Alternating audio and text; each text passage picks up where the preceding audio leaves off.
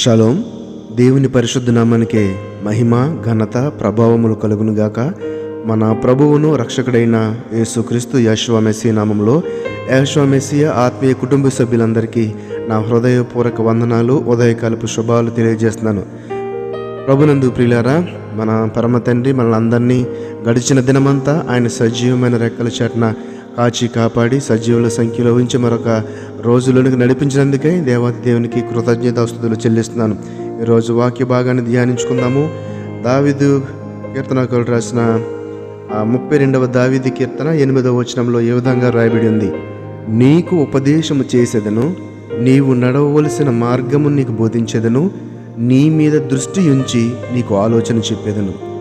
మొట్టమొదటిగా నీకు ఉపదేశం చేసేదను, నీవు నడవవలసిన మార్గమును నీకు బోధించేదను, నీ మీద దృష్టి ఉంచి నీకు ఆలోచన చెప్పేదను. మొట్టమొదటిగా దేవుడు మనతో మాట్లాడాలంటే ఆయన దృష్టి మన మీద ఉండాలి. ఆయన దృష్టి మన మీద ఉండాలంటే ఒక కండిషన్ ఉందండి. అదేంటంటే నీతిమంతునిగా ఉండాలి. మన యొక్క హృదయము పరిశుద్ధతతో నెమ్మదితో శాంతితో సమాధానంతో ఉంటే, అనగా సుగంధ పరిమళాలు వెదజల్లే యొక్క హృదయమును మనం కలిగి ఉంటే, విరిగి నలిగిన హృదయం కలిగి ఉంటే ఖచ్చితంగా దేవతి దేవుని దృష్టిలో మనము ఉంటాము. మరి అప్పుడే కదండి, ఎప్పుడైతే మనం హృదయానికి అర్పించగలుగుతామో అప్పుడే కదా ఆయన ఉపదేశాన్ని అంగీకరించగలుగుతాము, ఆయన మాటలకు చెవియుక్తం. కాబట్టి మొట్టమొదటిగా ఆ యొక్క సంసిద్ధత, ఆయనని అంగీకరించడం అనేది చాలా ముఖ్యమైన విషయం. కాబట్టి నీకు బోధించేదను, నీ మీద దృష్టించి నీకు ఆలోచన చెప్పేదను. ఆ యొక్క ఉపదేశము మంచి మాట, అనగా మన హృదయము ఈ లోకాశల వైపు, శరీరేచ్ఛల వైపు, పాపం వైపు, లేనిపోని అన్యమైన ఆ యొక్క మార్గాల వైపు వెళ్ళిపోకుండా ఆయన ఒక మార్గాన్ని మన కోసం ఆయన ఏర్పరిచాడు. ఆయన చిత్తము చొప్పున ఒక ప్లానింగ్ ఉంది. మనం ఏ విధంగా నడవాలో ఆ మార్గంలో నడిపించుటకు ఆయన మనకు ఉపదేశం చేస్తూ ఉంటాడు ఎప్పుడు కూడా. కాబట్టి అంటే చెప్పాను కదండి ప్రారంభంలో, సంసిద్ధత అనేది చాలా ముఖ్యము.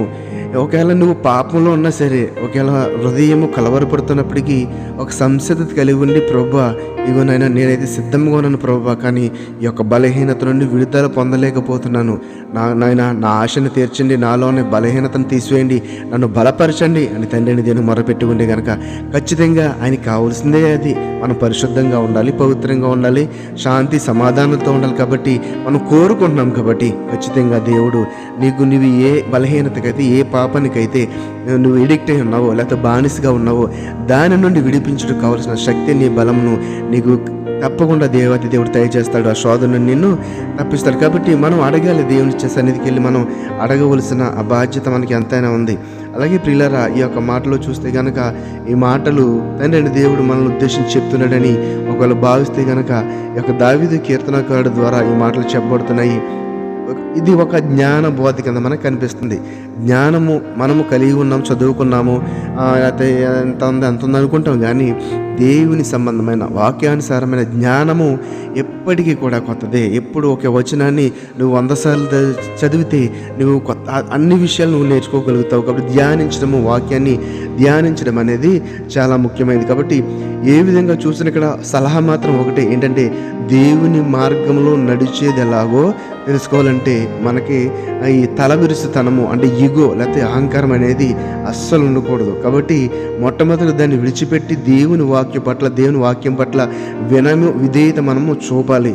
ఈ యొక్క ఈగోకి లేదా తలబిరుసుతనానికి దీనికి చక్కని ఉదాహరణ మనకి చూస్తున్నాం కదండి.